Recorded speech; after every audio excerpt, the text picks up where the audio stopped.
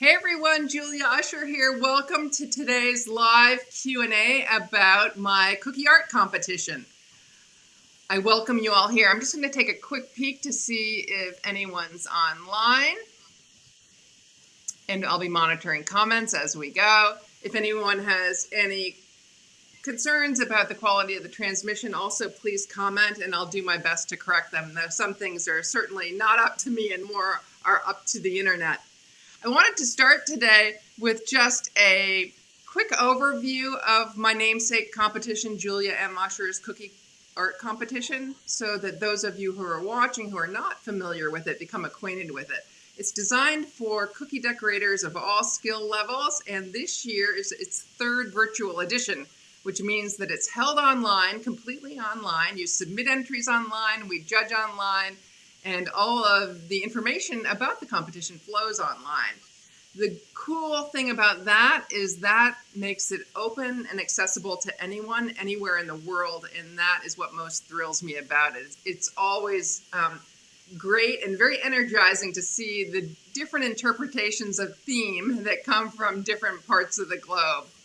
Today I've got a very special guest with me. Before I introduce her, I'm going to walk through a couple more slides again to acquaint you with the competition if you're not familiar with it.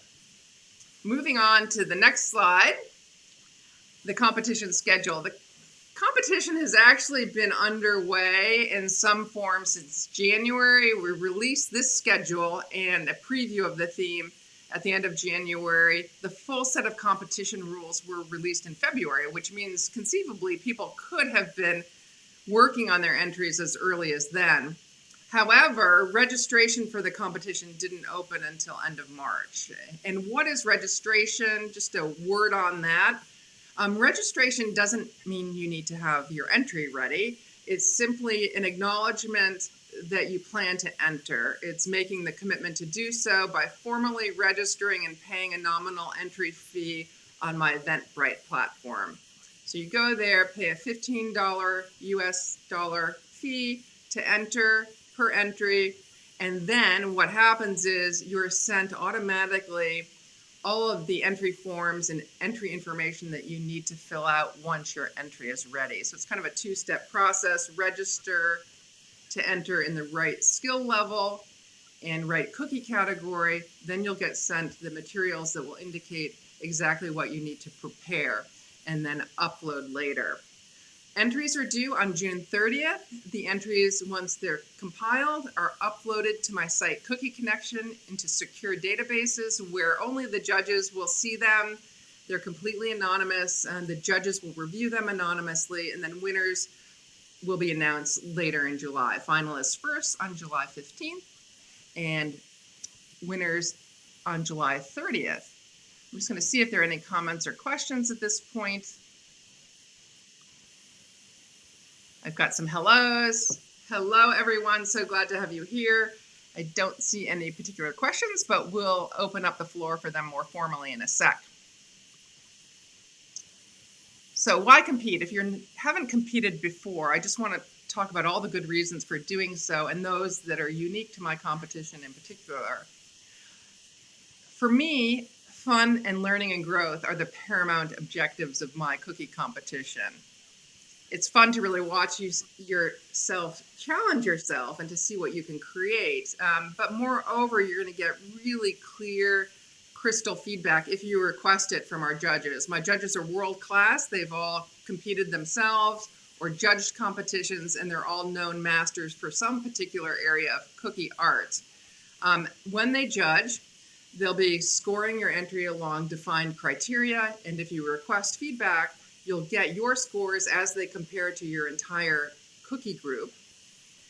In addition, they'll be providing more qualitative comments about what you did particularly well and where you might have room for improvement. The level of detail and depth of this feedback is really unparalleled. I've seen nothing like it in any other competition I've judged. So just entering is worth it just for that information alone. You'll really advance as a cookie decorator.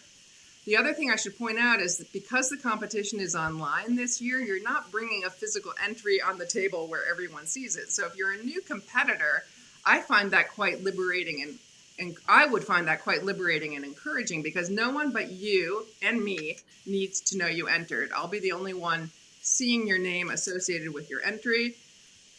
Your entry will then get disguised or masked, so the judges don't even know whose entry they're judging. So only if you win will your entry be published. If you don't win, you've got nothing to lose. No one needs to know you've entered. The other great aspect of our competition, which is, again, a secondary objective, but also just a great thing, is that the prizes are really industry standard setting. This year we have over 25,500 in prizes, 9,200 of which is cash. That's an all-time record for my competition. That bit that is not cash is also in the form of digital certificates that can be redeemed anywhere, which is fantastic for those of you entering internationally. Many thanks to our sponsors who've made this possible. I'll formally acknowledge them at the end of this presentation because they are worth so much acknowledgement.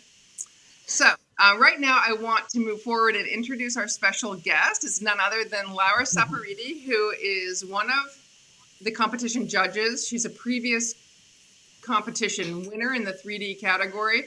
She's judged multiple other competitions and competed in multiple others as well. She's also a gold sponsor, so she wears many hats in this cookie competition arena. I'm going to flip to the next slide where you'll get to see her lovely face, and I'll have her elaborate on her bio a bit. Good morning. Hello, hello, hello. How are you doing? I'm doing very well, thank you. There's a little bit of delay I can see. I hope that it will not, create too much confusion. Can you see me? Can you hear me? I can hear you perfectly. I can see now All right. lag between your voice and your movements. And the Probably video, some. yeah. Unfortunately, there's nothing that we can do about it. I'm so sorry, but I hope that everything will be clear. I mean, at least with the voice. So, well, you asked me to elaborate on my bio, but actually, I'm not really good about talking. Talking about myself. that's my big issue. I'm not good at promoting myself. But one thing that I would like, well, there may be two things that I would like to say, is that I'm very honored to be part of this impressive group of judges. And I think that when Julia invited me to be part of of our judging team, I was so rewarded about it, because the year before, as she said, as she mentioned, I won the first prize in the 3D category. So being invited to be a judge was such an honor that was even more important than winning the competition itself. And I really, really value this role that she has given to me, particularly because I am the foreigner of the group, let's say. So I'm not American. I'm Italian. Maybe you can hear it from my accent. And I think that probably my role, and this is the part that I value the most about my role in the judging team, is being the foreigner, meaning bringing in, a foreigner point of view, not just in the judging process itself, but also, in the perspective, in the general perspective of the competition, even when we were discussing about things like the theme or the criteria of judging. So it's always interesting to see different backgrounds and different approaches that we have. And this is very valuable, especially when you think that this is a worldwide competition. And it's true that when what Julia said, that we aim to be international. We aim to have worldwide competitors because it brings so much value, not just to the competition, but to, even to us as judges, because we always learn something new. So it's not just a learning experience for the competitors, but even for the judges. So thank you very much for inviting me to be part of this group. The other thing that I would like to say possibly is that, yes, yes, of course, I specialize in cookie decorating, but my artistic background, well, cultural background is more, how can I say, wider, because I'm also a pastry chef, I'm a cake decorator, I'm a historian of art. So I have a rather wide, again, background, and I hope to be able to bring some extra value because of this. So that's it. Well, I'm thrilled to have you. I would add that Laura's international viewpoint is also particularly helpful in the crafting of the rules and the writing of them. Yeah. She'll read them in English, and if there's a term she comes across, which she might mention one later, that is not Yeah. her because of her background, she'll flag it, Exactly. and I'll try to clarify it, because again, we want the rules to be as crystal clear as possible to everyone entering the competition. I will point out that the rules are listed in, they're all typed out. So if there's not enough clarity in this video, you can go to the competition overview post on Cookie Connection. The link will be below this video later. They are written in English. However, there's a Google Translate button at the bottom of my site in the footer area, which you can click and it'll translate it to any language. So that will also assist those of you who may not have English as your first language. A couple of words about the other judges, and then we're going to move on to taking your questions. I purposely tried to compose a panel of judges that not only is world-class, but that represents a broad spectrum of cookie decorating skills. So each of these women on this panel have a particular skill or point of view that they bring to the table. And I think this lends to the most balanced judging possible. Stephanie Capel has been judging since 2019. She's also competed on the Food Network, so she really understands what it means to compete and how stressful it can sometimes be. We aim to make this competition not stressful, but nonetheless, she has a really great perspective on what it means to be a competitor as well. She's most known for her impeccable piping, so we really look to her as our piping expert. Laura wears multiple hats and has multiple skills, piping, painting in particular. And has also judged a wide range of international competitions. So she's seen so many different ways of operating these things that we really draw heavily on the best practices that she's experienced. Beatrice Mueller is also international. She hails from Germany and lives in Canada now. She is most known for her incredible 3D structures, which is very important in this competition because we have both a 3D constructed cookie category, which we'll talk about in a bit, as well as the traditional 2D category. Sandy Beltran, an amazing painter, also has been participating as a judge in this competition for quite some time. Ginny Lepak is our product expert, also an airbrushing expert, as she has developed a wide range of tools to support that aspect of cookie decorating. She also airbrushed professionally prior to becoming a cookie decorator. And again, she's probably judged with me the longest. She started with me back when this competition was at the Oklahoma Sugar Art Show. She's got a vast range of experience with me and with this competition. I will also say she's one of the most fair and thoughtful judges that I could possibly have. She really considers all aspects of that, every entry, and considers every possibility. So I think, and I believe that with this combination of judges, we cover every aspect. Yeah, we cover every aspect, and I think we're also able to provide you guys with really balanced feedback, which again is one of the primary objectives of the competition. Okay, so enough about us. I'm going to move on to the next slide. Well, and also you should mention something about yourself. I mean, you are a very experienced judge, your own. I mean, and I mean, you're Julia Usher, just awarded with the Global Hero Sugar Award. So I will say a few things. First of all, this competition, though, bears my name. I'm always a little bit awkward about it because it sounds so self-serving.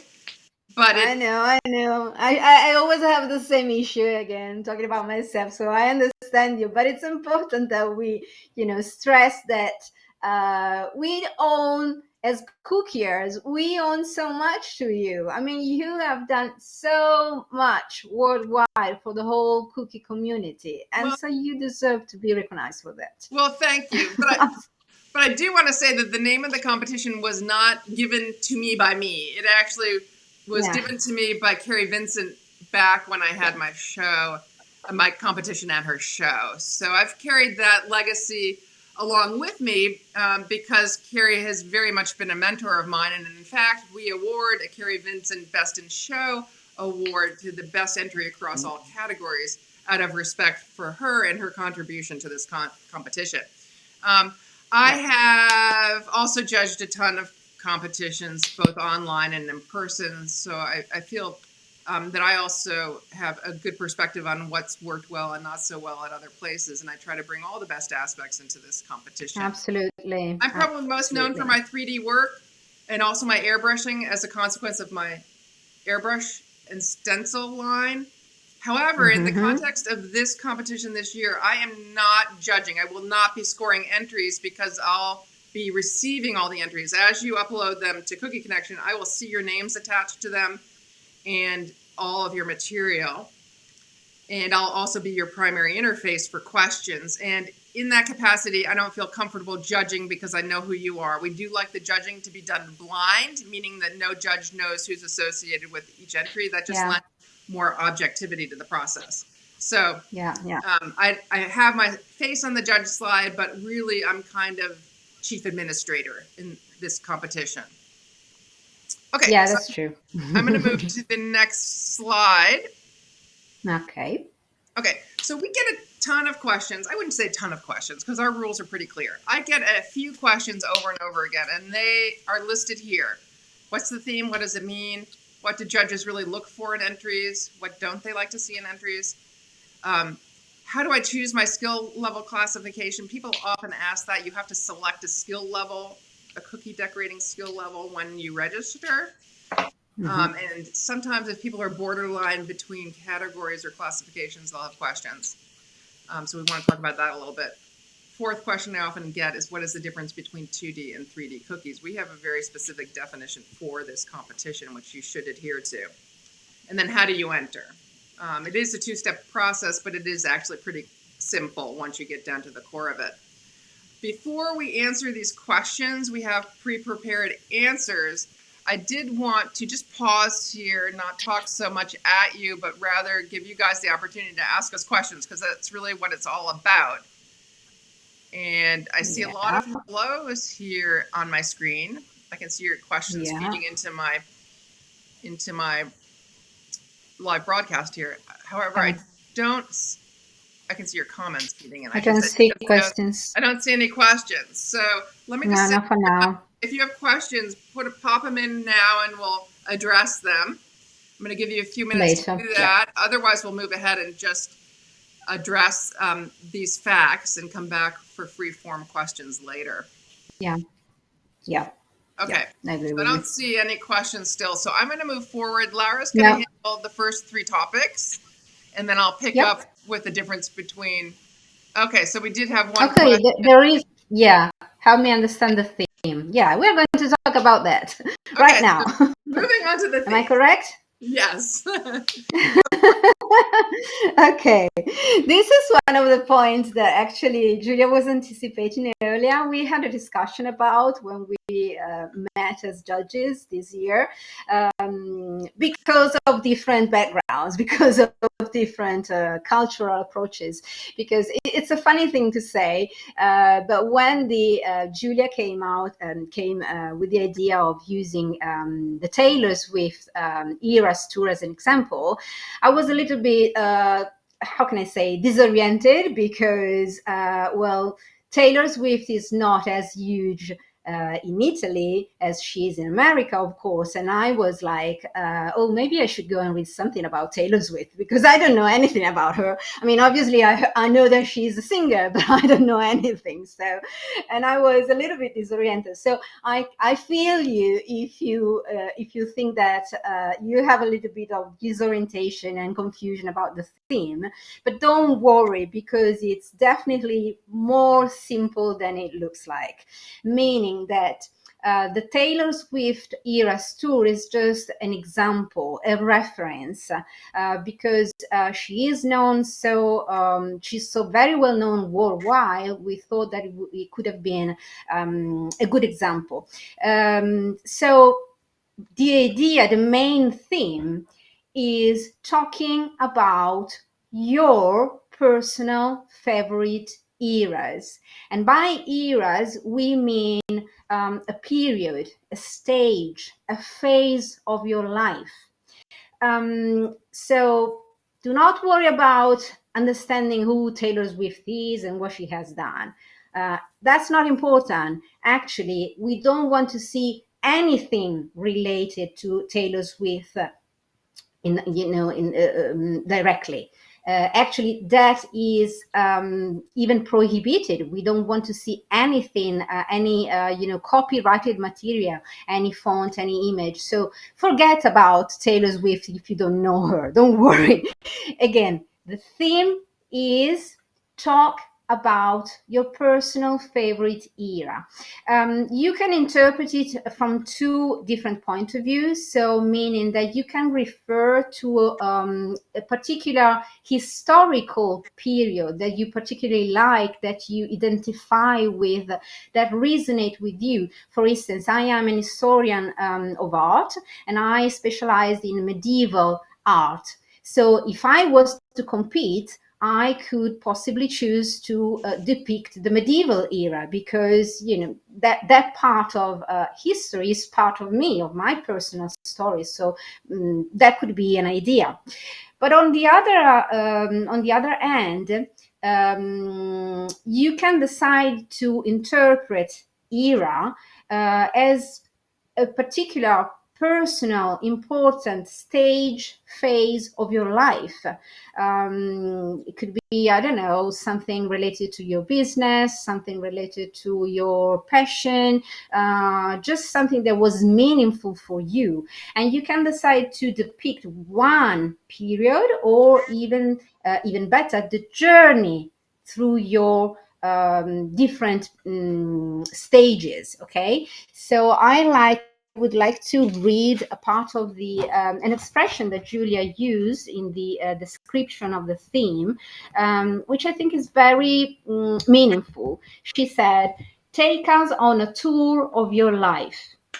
So again, Taylor Swift is just an example, because her tour, her music tour, was depicting the different stages of her business activity, the different style of music that she went through, basically. And this is what we want to see now. We want to see something. We want to see one era, or a series of eras, a series of stages of your personal life that are very important to you, that represents you in the most meaningful way.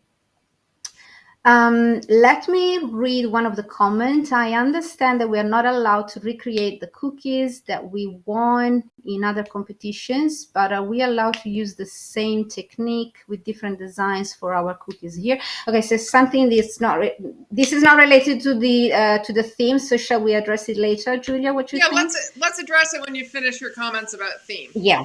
Okay. So the other thing that it's important to stress is that, once again, you can decide to represent just one particular era or a series of eras. There is no restrictions. That's totally up to you. This can be done using as many cookies as you like, provided that you meet the minimum cookie number and size that is specific to your category. So you can decide to enter the 2D category or the 3D category. In the 2D category, you have a minimum number of 1 cookie. So you can decide to just make 1 cookie and represent, I don't know, 3 different stages of your life. But you can also decide to represent 1 stage of your life in 5 cookies, because the minimum number is met. as talking about the 3D category, there is a minimum of 12 cookies. So you must construct a 3D structure that has got a minimum of 12 cookies. Apart from that, you can use as many cookies as you like. And again, you can represent one era or two stages of your life or three different historical period that you particularly identify with. And let me stress finally, once again, this is very important. Taylor Swift was just a reference, an example that we thought could be useful for people worldwide to better understand the theme, because she has had a very international impact everywhere. But if you are like me, I'm close to my 50s, so I don't really listen to Taylor Swift music, so I don't know a lot about her. Don't be scared. Don't worry if you don't know her. That's not important. That was just an example. But apart from that, think about your favorite era, your favorite stage, either historically or better in your personal life. So show us a tour of your life, of yourself, of your journey, of who you are. Okay, this is what we want to see. It's a very personal interpretation that we would like to see this year. In the previous years, we probably had more, how can I say, fixed theme in a way, but this is really about you. We want you to express yourself through your cookies. Mm-hmm. Do you think it's clear enough, Julia? Do you have anything to I add? I do, but I'm going to ask Lori, who said helped me to understand the theme, please, if she feels like that addresses The her, question, her yeah. her questions or confusion. And Yeah.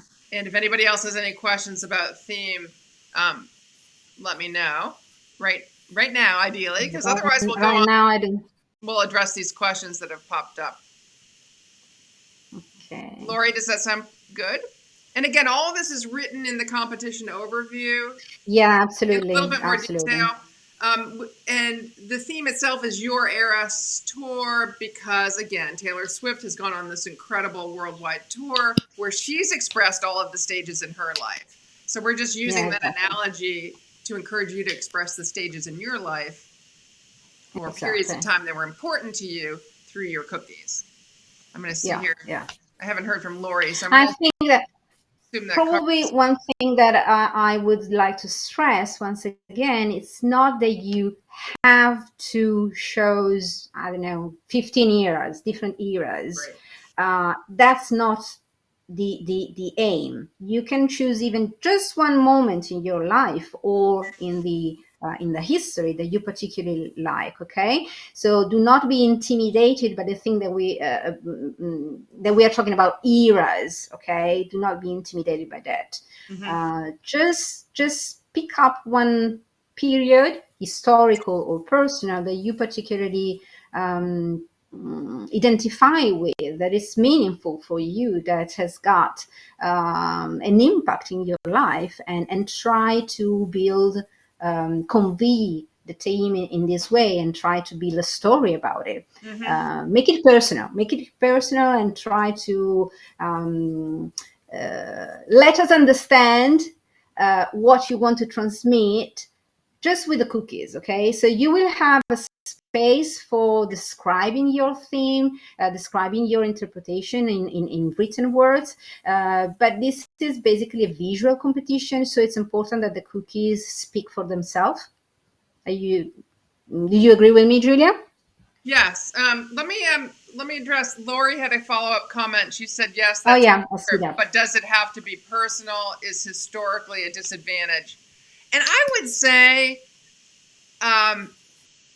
I would say it's probably better for it to be personal, simply because we really value originality and creativity in this competition, and we're less likely to have seen your personal story Yep. than we are to have Yep. seen some representations of historical periods in time. Yep. So Yep. we are all about originality in this competition, and this theme plays very much into it, because it almost requires that it be personal in some way. Even if you select a historical period, we want you to personalize it. We want to understand why that period is important to you. Exactly. So, Can I give you an example? Can I make an example? yeah, can I just say one more thing first? Yeah, sure. And don't, if you're concerned that your cookies don't exactly convey what you're intending, on the entry form, there's an area to enter a short paragraph or two that describes the theme and why you've chosen it. And so we very much encourage you to fill that out. You're in fact forced to fill it out. It's a required entry field in the form. But if you think there's any confusion about what you've created, we encourage you to clarify it there. We often go look at that if the theme does, if the reason for the theme or the reason for the interpretation of the theme doesn't pop out at us immediately. Yeah. Okay. Go ahead and elaborate. So I was going to say that like 10 years ago, I don't remember when it was, I think at the beginning of my career in the cookie world, I entered a somehow similar competition in Italy, which was show us your journey, how you became a cookie artist, how your journey to the cookie world, let's say. So the way that when I entered, the way that I decided to convey this theme was to reproduce an illuminated manuscript from medieval time, because my specialization in history of art is illuminated manuscripts. So I actually reproduced a sort of illuminated medieval manuscript, but there was a specific meaning related to my life. So I was trying to represent my journey and how I came to the cookie world. And I attached, let's say, a description of why that specific medieval object was important and why it was representing me. So you can actually pick up something that is an historical period, but it must have a meaning in your life. I would probably say something like this. But yes, I agree with Julia that we probably value more the personal interpretation and the personal, the personal tool in your life. Yeah, I think Elizabeth Binder commented, everyone is unique in their own way, and it should be easier to feel expressive about how you came to be a cookie artist. The same is true here. I mean, everybody is unique in some way. So I would just encourage you not to get overwhelmed by the verbiage of the theme, but you just really look inside and say, hey, what's important to me? What do I want to share about my life? And just put it to cookie. Yeah, exactly. So does that help everyone? I hope so. If not, put a question in the comments. Put more comments, yeah, and then we have you address Ira. I don't know if I'm pronouncing that correctly. Maybe it's Ira. Ira's question about cookie design. She wrote earlier, I understand that we're not allowed to recreate the cookies that we want in other competitions, but are we allowed to use the same technique with our different designs for our cookies here? Do you want to take that, Laura? Yes, you can definitely use the same technique with a different design. Yeah, why not? I don't see any reason why you shouldn't. It's important that it's something new. So yes, we don't want to see something that was already done, not something that was already done. We don't want to see something that already won a competition. That's a particular, there is a difference in this. We don't want to see anything that's been entered in another competition, but I gotta say the theme almost precludes that. Your entry has to coordinate with the theme in some way. It has to be designed around the theme. So by virtue of that, you almost can't submit something you've submitted before. Something that was already, exactly. But yes, there is no reason why you shouldn't use the same technique. Absolutely. Yeah. So they are saying that the theme is clear. They are saying yes. Before we move off it, I just want to thank Sandy Beltran, one of our judges, who actually came up with the theme. We had a little bit of a brainstorming session in our judges group, and she was the one that put it forward. And I liked it because it was so personal, and it really forces people to tell us more about them. And part of my competition is about building community and getting to know people. And so at least the judges will get to know you better. And we really enjoy that. There is a question here from Jessica about the difference between a 3D cookie and a gingerbread house. I'm thinking we come back to that when we address the 3D I don't versus read the it. 2D cookie categories, if that's all right. I'm going to do that a little bit later in our presentation. Yes, I don't see the Jessica wrote, in comments, your but opinion, maybe later you can read it. yeah, she wrote, in your opinion, is there a difference between a 3D cookie and a gingerbread house structure? So I'll address that when we get to that slide. Just Later. Okay. Okay. remind me. Okay. All right. And Okay. Very well. I think we're good to move to the next slide. So I'm going to do that. Yep. Yep. Okay. And then this is a slide about the judging process, which The again, judging. Laura is going Yeah. to tackle. Yeah, we have already said something about it, and particularly, I want to stress once again that this is a blind judging, and I'd like to stress this from a point of view not only of the judge, but also from the point of view of the competitor, because as I said before, I entered this very own competition in the past, and I won in the 3D category. And I tell you, I would like to share with you that the main reason I decided to enter the competition, it was exactly because it was it gave me a very solid sense of fair judging. So the rules were very clear, everything was absolutely described in details. So it's important that you take time to sit down and read carefully through the descriptions, through the rules, but everything is there. I mean, Julia always does a great job in going into every single detail. So and this is something that is very valuable, that it's incredibly valuable. I think, to me personally, is the most important part of this competition. It's the blind and fair judging. And as Julia also said, she pointed out that she's part of the judging team, but she's not directly judging because she is going to see who submitted the entries. So this is, a reassurance that the process is absolutely fair. It's not, there is no chance that it's going to be based on personal preferences, because we don't know who you are. We have no idea about it. So it's something that I would really like to stress, because I think all the competitions should be like this one. and it's very, very important and very valuable, not only for the fairness of the whole system, of the whole process, but also because it's important for you, because we are going to give you feedbacks on your specific work. It's going to be personal. So if you know that you have been judged fairly, that is going to have an extra value. So stay with me, and just know that this is absolutely fair, and very how can I say, valuable in a worldwide perspective. So going back to the rules, if you read the descriptions of the rules, there are objective criteria. So there are 7 criteria for the 2D category, and there are 9 for the 3D cookie category. So they are listed very clearly,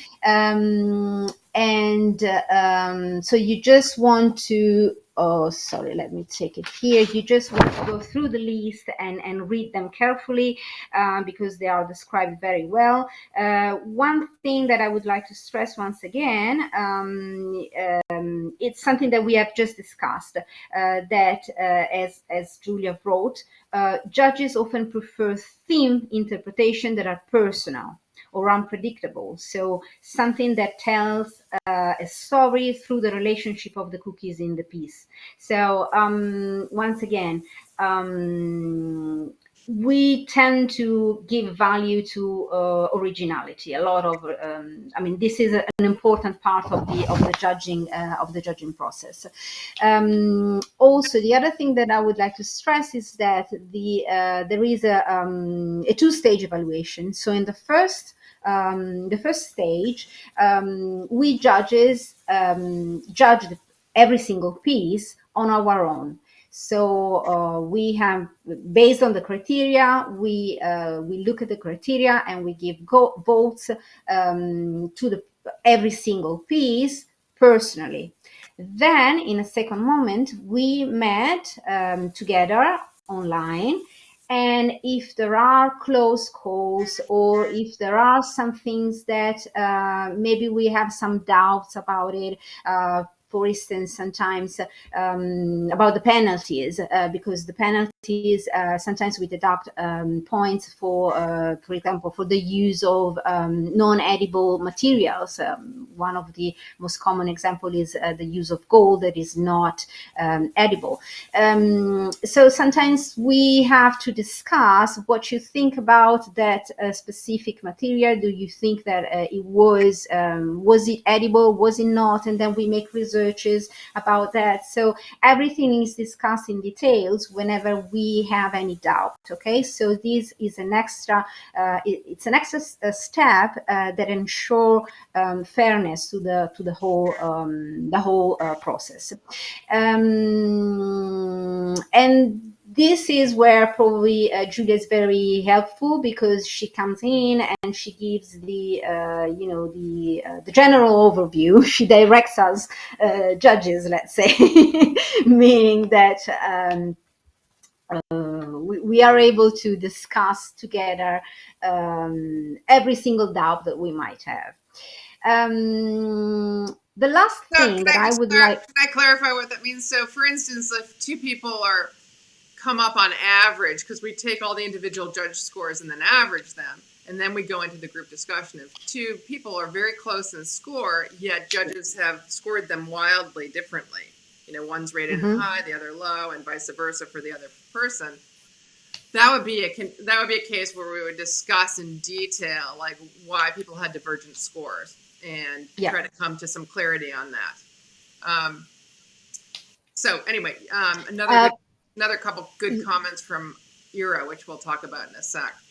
But anyway, let me stop talking and get back to you. Yeah, but one that is related to what we're talking about, do we have to mention the brand of the materials that we use on our cookies?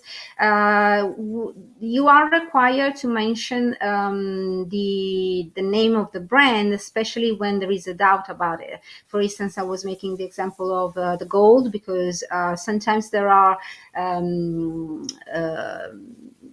gold colors that in some countries are considered edible and in others are not. So it's always best, and we actually require that, for you to mention the brand so that we can make a check. We can control, let's say, because if we have a doubt, you might end up having a penalty, and maybe it was edible. If you don't mention what it was, we need to know it. Okay, I hope that I was able to explain it in a clear way.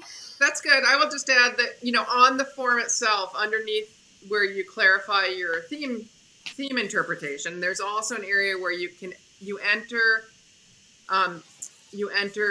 some information about the various techniques and materials you used. And in that area, you don't have a lot of space. I think it's like 500 words or something. But in it, you want to really focus on things that might confuse the judges. So if we're not, if you think something isn't obvious from your pictures and the video that you upload, by all means, put it there.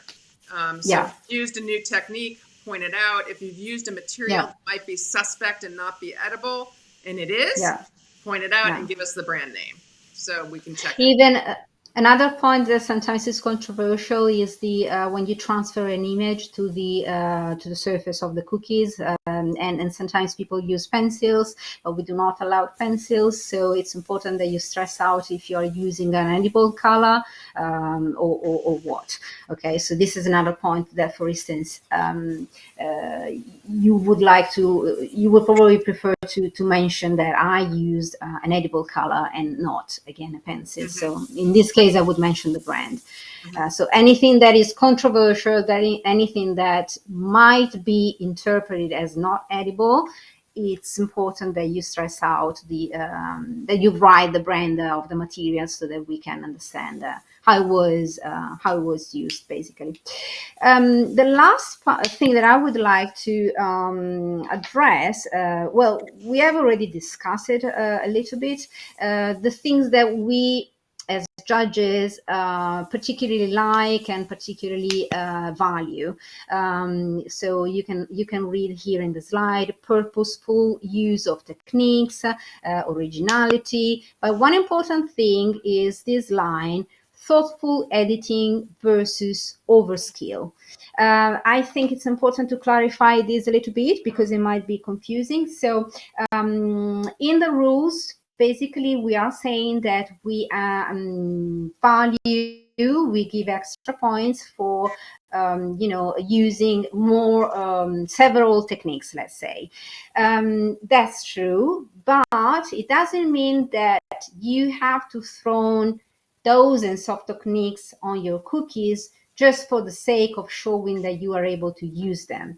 So you want to have a purposeful use of this technique. They must have a reason to be in your design. So when we talk about thoughtful editing, we mean a design that has been carefully thought of and has got a meaning in your project. Okay, and when we mention editing, we are not referring to the editing of the picture.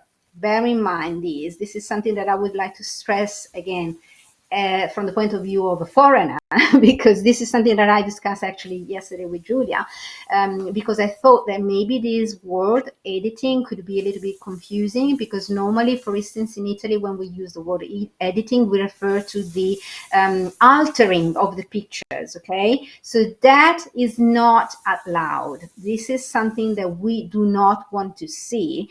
But in this case, we are talking about a thoughtful creation, planning, design of your project. Okay, do not throw in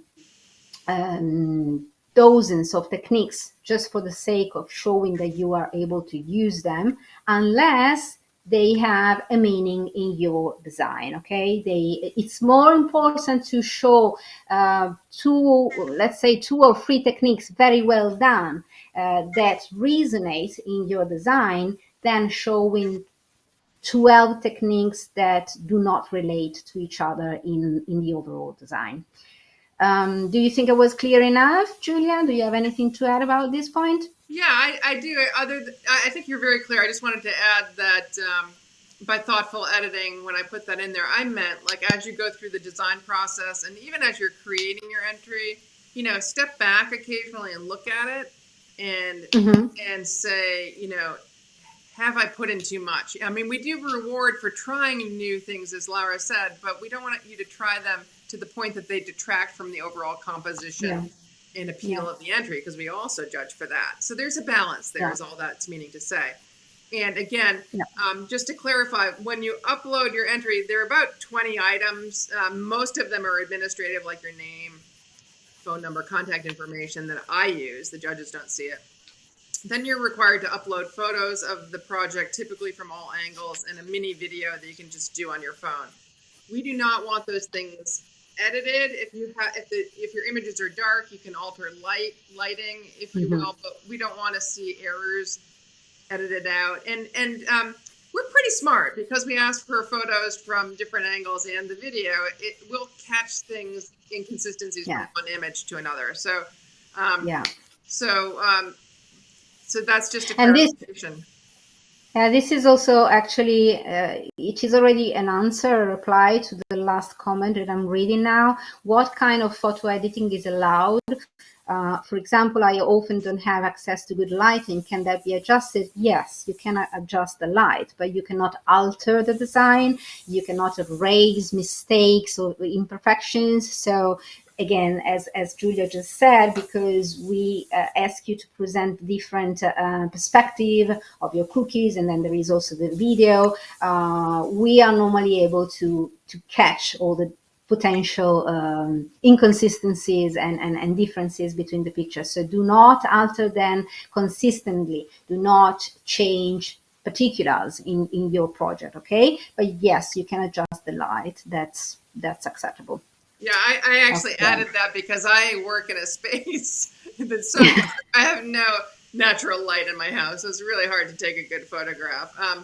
But So, minor lighting alterations are fine. Yeah, that's okay. The other thing that we I think it's written very clearly in the rules is that we don't want to see any staging of your cookies. So no background decorations or stuff like that, just your creation. Okay, so we are judging your creation, not the decoration all around it. That's important. I wanted, before we move off this slide, I wanted to address Yep. a few things. Feedback, we've talked about it a lot and how it's the valuable part of this competition. I just wanted to underscore that it takes us a lot of time to write each feedback form. It takes me a while to compile all the judges' scores and then to compile all their qualitative feedback. Usually I'm spending 2 hours on a single form. So feedback has to be requested. I as important as it is, I don't want to spend my time writing it if somebody's not interested in getting it. So to request the feedback, it just needs to be requested by emailing me by June 30th. By the time you submit your entry, I'll address feedback in the order that it's been requested. So it'll Yep. take a little bit of time for me to process it, depending on how many people actually request it. Typically, it takes me 2 to 3 weeks to work through it all. So just be aware of that. Also, I wanted to address a comment that Ira made earlier. This judging part scared me. I'm so nervous. No, And you shouldn't. I mean, we're talking a lot here, and it sounds very technical and very rigid and very enforced, perhaps. But what I want to underscore is that we have the rules scoped out and outlined as clearly as we do, really to enhance fairness and to remove any ambiguity from the process. So I would hope that that's a relief to you. I mean, we're not going to be doing Yeah, things randomly. And also, yeah, again, the competition's online. So even if yeah, you're not pleased with your own individual score, you're going yeah, to learn from why you got that score, and no one else is going to need to see that. No one else will ever see it. So it's yeah, very yeah. anonymous in that sense, and you can just happily learn from whatever feedback you choose to opt for. I hope that Yeah, reassures yeah, yeah, that's true. I remember when I entered the competition, I understand the feeling, the sense of being overwhelmed by all these rules because there are so many details. So I understand it because there is a lot to go through. But the rules are there to help you, to support you, to ensure, again, fairness, not to limit you. This is very important because sometimes you see competitions, especially online, where they don't have rules. They just tell you this is the thing, and so send us your pictures, and then you don't know how they're judging them. Then you don't know if it's blind, if it's not, and probably you will always have the idea that the judging was not fair. So do not be overwhelmed by all these rules. They are there to support you. They're there to tell you what you can do, what you should look for. So it's actually a lot of work. So why would we do it if there was not, a solid reason behind it? And it's the reason is to help you, not to limit you. I hope Yeah, I mean, that you can. the judges are not punitive, mean people. They are No, lovely people whose primary objective in this is to help people learn and grow. Um, exactly, many of us wish exactly, we had this experience available to us when we were starting out. So exactly. it's very much geared towards beginners in that respect, because as a beginner, you're always looking for ways to improve, and this is going Yeah, to catapult that yeah. process for you. Yeah, yeah. Competing is always a learning experience. Okay, most of the things that I learned in my decorating career, I learned them by competing. I learned them by talking with the judges because they can show you something that maybe you're not able to see. They can show you, again, a different perspective, and this is the most important value of competing, learning. That's really the most important thing. Hmm. Hmm. I'm going to move to the next slide. So, Yep. so this isn't a massive video for people to watch on replay. Um, okay, and Yeah. Laura's going to handle this as well. When you when you fill out the registration form on Eventbrite, again, it's a two-stage entry process. Fill out the entry form on Eventbrite, get access to the databases where you'll upload your entry on Cookie Connection. There are a couple of things you need to Yes. fill in here, and one is your skill level classification, and the other is the cookie category for the entry. Laura's going to address the first one, and then I'll address the 3D, 2D cookie issue, or not issue, categorization, and also the question that surrounded that. Yeah, okay. So talking about the skill level classification, I think it's actually pretty clear. There are two two skill levels. One is the beginner intermediate, and the other one is the advanced master. So in the beginner intermediate, you are in the process of still developing your cookie skill, and you have an experience in cookie decorating of less than 5 years. Okay. In this level, it's important to stress that it can also include professionals. So we are not just addressing hobbyists, but we're also addressing professional. As long as they are not instructors. So you might be working in a bakery shop, and you might be the one that is responsible for decorating the cookies, but maybe that is still a developing skill, so it's something that you have just approached. So but you are a professional and you can still be in this category, okay, beginner intermediate. While talking about the advanced master level, you normally have more than 5 years of experience in cookie decorating. You are an instructor. If you are an instructor, you must enter in the advanced master level. Or if you are a past winner, you must enter in the advanced master level.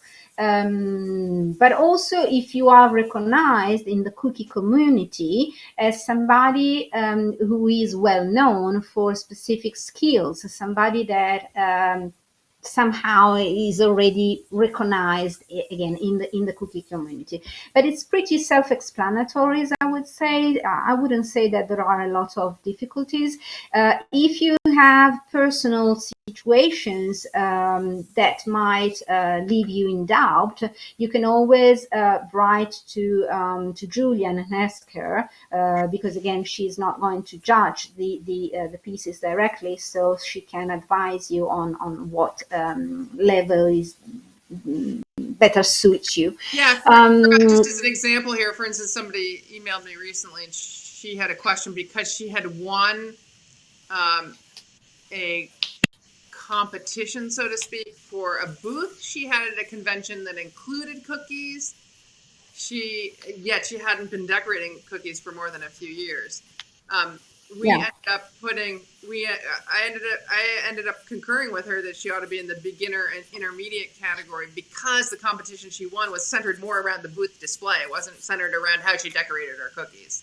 So there might be, nuances like that, and I'm happy to help you sort through them before you enter, because we don't recategorize entries once they're entered. Yeah, we do not do that.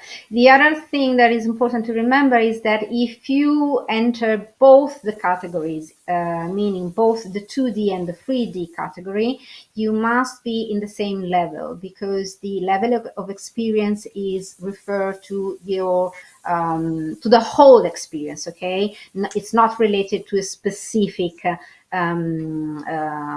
structure, a specific cookie type. Okay, so you must be in the same level for both 2D and 3D category. This is rather important. Let me see, there are a couple of comments that maybe are related.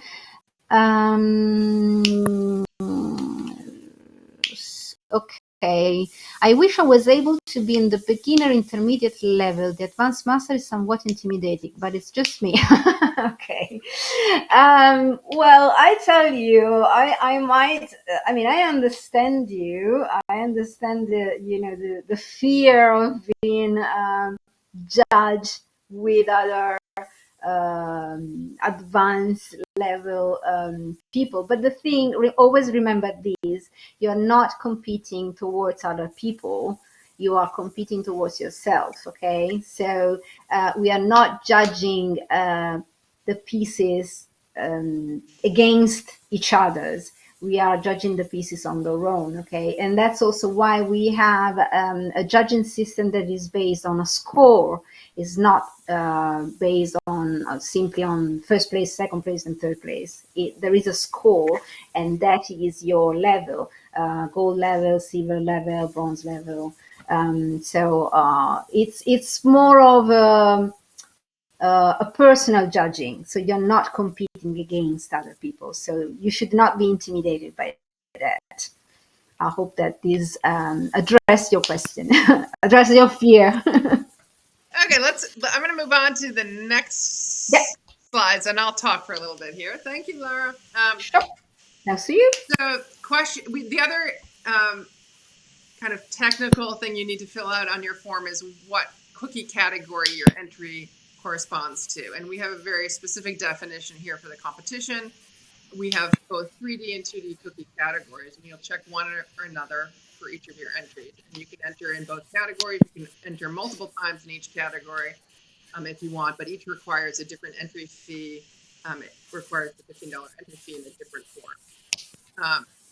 So if you've got multiple entries, you'll say you've got 3 things you want to enter. You'll just fill out that registration form 3 times. Now, back to 3D cookie. For our competition, it's a freestanding multi-cookie construction with a minimum of 12 cookies. So you might choose in your entire entry to include more cookies and to do multiple 3D constructions within it. But each of those has to have 12 cookies in it. There has to be a minimum of 12 cookies in at least one of the constructions, I should say. We want to see you building here, and we want to see it standing on its own. We don't allow internal supports. I haven't written this on the slide, that are hidden. However, if we can see a support in the piece, it's allowed. Because what we're trying to, we want these pieces to also be edible. So we don't want anyone ever to be presenting a 3D cookie where there's a hidden internal support that somebody might chomp into. However, it's something, if it's something visible to the judges that can be easily removed before eating, then it's allowed. So an example of that might be a cookie top with a stick sticking out of the 3D construction. You can see the stick, it can be removed. No hidden internal supports, no hidden inedible supports. Yeah. So it's a 3D cookie, but it's not, and this is where the confusion often comes in, it's not a flat cookie on which dimensional embellishments like curvy royal icing transfers or big fondant pieces have been laid to give it dimension. So to give you an example, I think some visuals help. The 2 cookies to the left that have yes in the upper left-hand corner are examples of 3D constructions. Actually, the first one doesn't have 12 cookies in it. It has 10, so it wouldn't qualify for this competition. But the other one, the cake itself, has 12 in it, and it would qualify if it fits the theme. On the right, we have an example of what I would call a 2D cookie. Highly dimensional cookies with curved icing transfers that have all been pieced together, but there are no cookies constructed together. They're basically 7 flat cookies with stuff on top. So to distinguish 2D cookie, this just kind of reiterates the difference here. But for our 2D cookie category, we're looking for 1 or more flat cookies. They should be arranged laying down. It's okay also to put them up if you want to photograph in an upright position. But basically, they're laying flat. They're arranged artistically, and they're also minimally overlapping so that the judges can see the detail on each cookie. We don't have a maximum cookie count here. In both categories, we have a size constraint. This was really an artifact of doing the competition once in person, where we had a limited space that the cookies could fit on the table, but we've retained it. And that just means that the overall piece needs to fit in within the boundaries we've given. And you'll be asked for some photographs with rulers in them so that we can verify that they actually don't exceed that space or aren't under it in the case of the 2D cookie. So anyway, the pictures here all depict what I would call 2D cookies. Again, they're highly dimensional, but they only get their dimensions by putting other stuff, not cookies, on top, and they're not standing up. So these would naturally fall in the 2D category. I want to address that question we got earlier. Pulling it up. The one at the beginning? Yeah, she asked. finding it. Oh, in your opinion, is there a difference between a 3D cookie and a gingerbread house structure? No, theoretically, a gingerbread house is a 3D cookie. A gingerbread house in our competition comprised of 12 or more cookies would certainly fall into the 3D category. However, again, in this competition, we value originality, and we've seen the 3D gingerbread house structure again and again and again. Everybody has. So if you were to submit something in a traditional structure that everyone has seen, it's likely to score fewer points on originality. Yep. I hope that's clear. Oh, there is another question. Yeah. Do the 2D cookies have to be the same shape? Oh, no, not at all. The examples I've shown here are just cookies out of my portfolio that happen to be in the same shape. They can be in whatever shape or size you want them to be. Yeah. And again, I would consider, what shapes you use. They ought to play into your theme and your interpretation of the theme. The more they do, the better, actually. And the more they relate to each other and tell your story and your theme interpretation, the better. Okay. Yeah. I'm going to move off that unless there are other questions. Yeah. And actually, we're going to take questions on the next slide. We're coming to the close of the presentation. I did want to give a huge shout out to all of our sponsors. And you'll see in the next slide a video that I've previously posted that includes all of their logos playing through. I'm going to get that started. And as that's playing, we'll take more free-form questions from you all. There's a little bit of lead into the video that recaps the prize value. We raised, as I said, a record number of prizes, $25,500, of which $9,000 in cash. That's going to get split ideally between 12 winners, 3 in each of the cookie categories and classifications. So we have 3 winners, typically in 2D, beginner, intermediate, another 3 in 2D, advanced master, another 3 in 3D, beginner, intermediate, and 3 more in 3D, advanced master. We also award the Best in Show award, the Carrie Vincent Best in Show award. So theoretically, that's split among 13 people. However, these awards, the monetary awards, are always given out at the judge's discretion. So if we should find a category is lean on entries and no one meets the minimum threshold of points, which we have, I believe it's 60 or 70 points in each category, to be awarded a bronze medal. If no one meets that threshold to award a bronze recognition, then we may not award a monetary award in that case. That's never happened. Mm-hmm. We always have great depth of entry and some really lovely entries.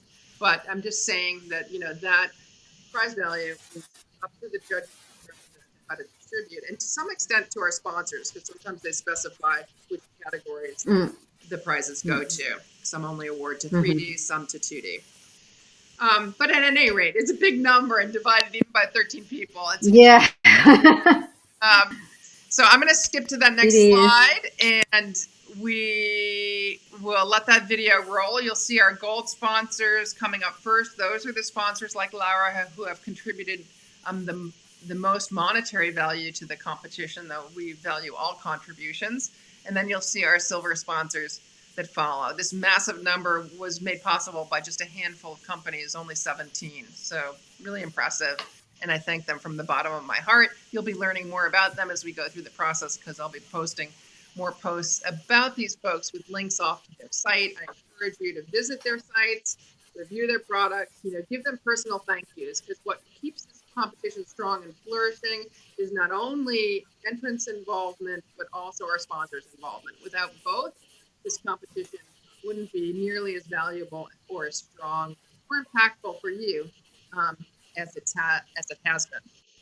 So with that said, and with that video playing, I'm going to check to see if there are more comments or questions. I'm going to pause here to allow you to ask more questions. I don't the video see to more play questions. out. If you don't have questions, I'll see if Laura has any additional points she wants to add. Let me think. No, I think we talk actually about everything. I see a lot of. Go ahead. I've lost you. Can you hear me? Okay. Yes. Now I hear you. I hear you just fine. So Okay. You're coming in and out. You're a little bit lagged, but I can hear you just fine.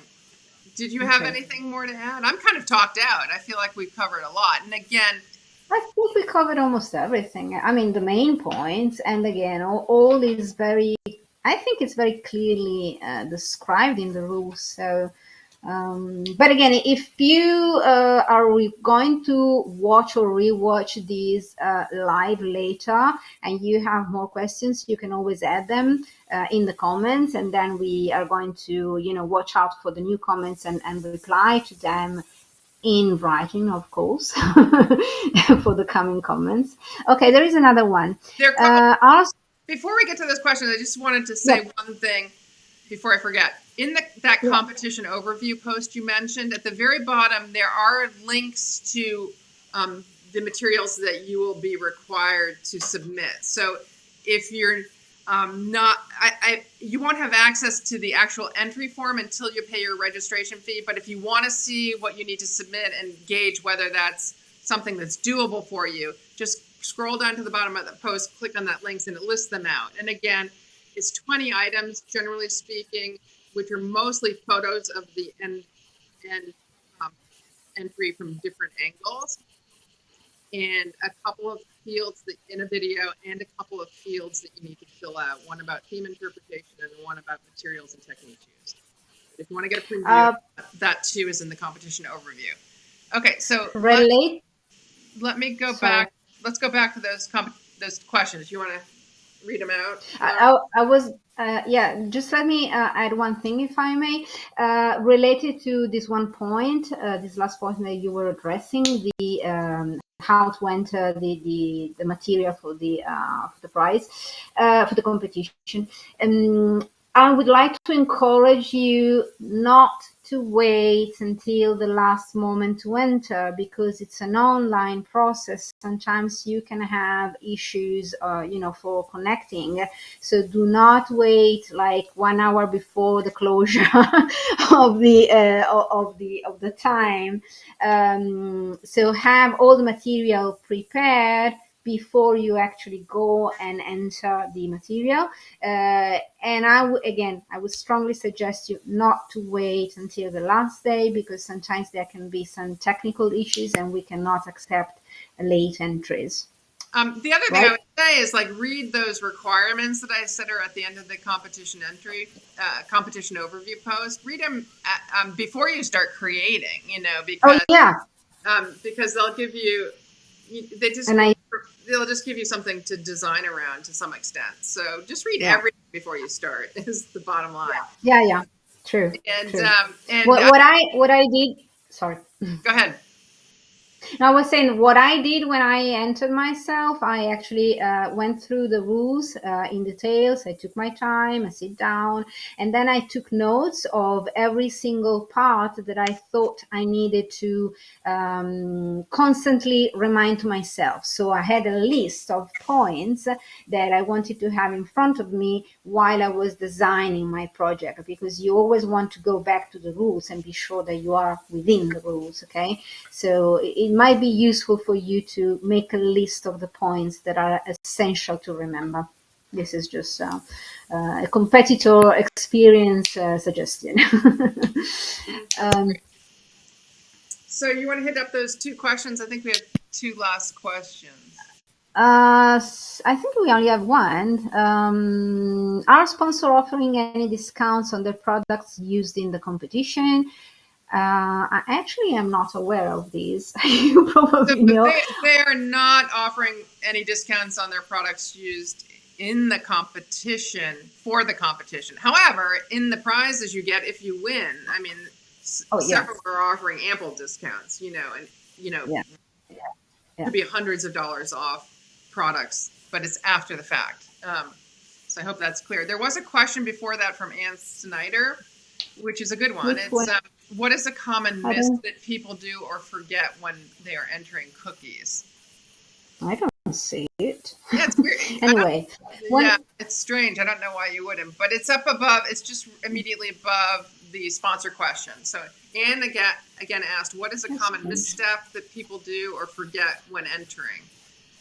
And I would say one, I mean, really Oh, obvious one is they don't read all the rules and they don't follow them. I mean, so again, I would print out that list of rules and just be on top of it. We've had people enter the 3D category with 2D cookies, for instance, and we won't reclassify. So, and it wasn't a mistake. yeah. It was, you know, so, um, I think in the past we had a lot of people forgetting about the non-edible items. yeah, So again, we do not allow non-edible, the use of non-edible materials. So you want to bear in mind these.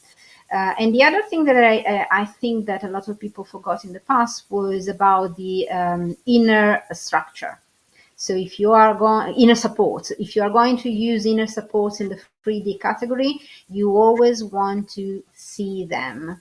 You want to show them. I remember I don't remember. It was the year of the pandemic. There was one of the competitor, and they actually placed among the three first places. But one was she got some penalties because one of the inner supports was not visible. So right. always remember this. This is very important. So the inner I supports, the thing is, we expect the pieces to be supported to some extent. So the 3D yeah piece. So, yeah but however, a piece if it's not internally supported and it's just supported through the cookies itself, that's going to be more impressive to the judges. That's one yeah that's yeah supported yeah inside with edible or inedible materials. If it needs yeah to be supported inside with something, um, you know, make sure it's edible. And if it's an inedible support, we need to see it. It needs to be something that could easily be removed from the piece before eating. I hope that's yeah clear. yeah yeah yeah And if that's not yeah clear, email me. But yeah, that's a common one. Just not revealing supports, not revealing inedible materials, or ones that you think are going to be construed as inedible that are not. If that's the case, if you've used like an edible FDA approved luster dust, that's something we might question because not all lusters are edible. Then put the yeah brand in that description yeah area. yeah yeah. And There the is other, another. Oh, sorry, go on. the other thing I would underscore, it's not necessarily a misstep, but it's something I wish people would do more of, which is register early. And that's what's said on this slide because there are so many wheels to making this competition work. I also work a full-time job, if not multiple full-time jobs. So for me to manage this, it's really helpful to know how many expected entrants we're going to have. That determines how much judging time we need. It determines how many potential feedback forms I need to write. So having an advanced view of that is great. So even if you haven't completed your entry, even if you haven't started it, but you're pretty darn certain you're going to enter, I would encourage you just to go on to Eventbrite and Yeah. um, There is another question that I think it's pretty smart, actually. Do you have photos of past entries? I'm sure that you have them, but can you tell where they can find them, now, how Julia? come I don't see that question? That's funny. You don't see that? No, I Oh, don't well, you know. see. And so I'm glad we're both looking. Well, yes, if we, I have after each competition, In the I blog. post the winning entries to Cookie Connection. Cookie Connection is kind of the hub of the competition. If you go to the blog on Cookie Connection and look under Julia M. Usher's cookie competition, there's a little category in the blog off to the right or under the blog tab if you're on your phone. Click on the Julia's um, link or go to the home page. There's a little widget on the side of it that says competition news. If you click on that, it'll take you directly to the competition area of the blog. And if you scroll down, you'll see all past posts about every single competition we've run over the past few years. And you'll see posts with winning entries in them. So this will give you an indication of the caliber of piece that has typically won in the past. It won't give you a view of the full spectrum of entries because again, we agree not to. We've agreed just. So I just agree when I'm you fill out showing the your reg winners. form. I agree that I'm only going to show winning entries just because I want to again make this somewhat low risk for people who are entering and are a little bit shy. but the public sees Mm-hmm. their work. So, but yes, Mm-hmm. go to the blog, you'll find past entries there, and also an explanation of how they interpreted the theme and some other interesting tidbits about the artist. Yeah. That's another Yeah. aspect of the competition, of course, is celebrating our winners and celebrating the advancement of cookie art, which has grown by leaps and bounds over the last few years. So I always do have a celebration post if we do the competitions online. I may also do something special online this year as well. I have yet to figure that out in terms of celebrating winners. Yeah. Okay. I think that Okay. concludes it unless people have other questions. I don't see any other question. So I think what I'm going to do is just say thank you so much for joining us, guys. If you have any particular questions not answered in this video, if you're watching the replay or in the competition overview post, which will be linked underneath the video, then by all means, email me, sweetlife@juliausher.com. Particularly if it's a Mm-hmm. personal question, email me. I will not give guidance on how to create your entry, but I will give, because that's part of the competition, what I will give guidance on is like what category do you fit in, what's how what do you mean by this rule, that sort of thing. So I think that's it. Thank you all for being here. Thank you especially to Laura, who's just been an Thanks to amazing you. support today and provided such useful insights, particularly from a competitor standpoint and also from our international standpoint. So I thank you, my dear, for Thanks being to you. Thanks to you. My pleasure and honor. So goodbye, everybody. I'm going to sign off. Goodbye. Can't Thank wait to see you. your entries as well. I'm really excited about that. That's always a thrill. Bye now. Bye bye.